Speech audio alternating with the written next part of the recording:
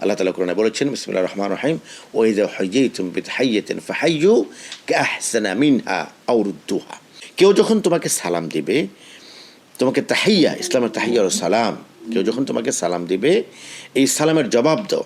ওয়া ইযা হুয়্যিতুম বিতাহিয়্যাতিন ফাহাইয়্যু কাআহসানা মিনহা আও রুদ্দুহা।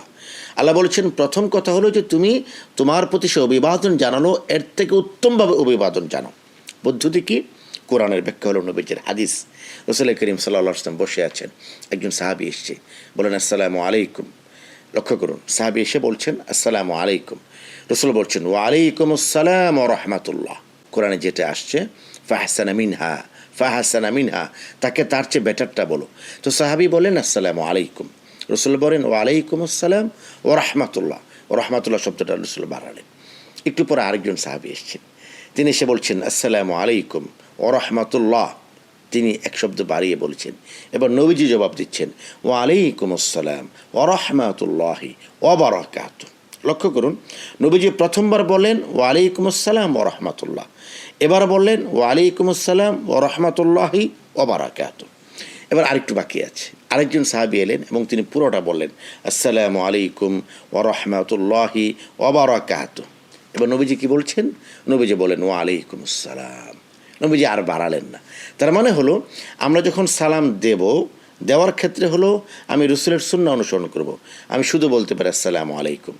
আর যখন আমি নেব তখন নবীজির মতো করে কোরআনের নির্দেশ অনুযায়ী একটু বাড়িয়ে বলতে পারি। আমি বলতে পারি ওয়া আলাইকুম আসসালাম ওয়া রাহমাতুল্লাহ।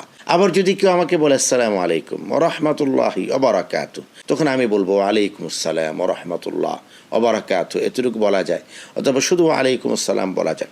মূল কথা হলো যিনি সালাম আমাকে দিবেন তার সালামের জবাব দেওয়াটা সামনাসামনি ওয়াজিব, ফেসবুক, ইমো এবং মেসেঞ্জারে ওয়াজিব।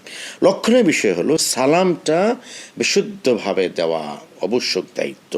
আসসালামু আলাইকুম, আমরা এটার অনেক রকমের ব্যাখ্যা বের করছি, আসসালামু আলাইকুম, তারপর আরও কী কী যেন আমরা বের করি।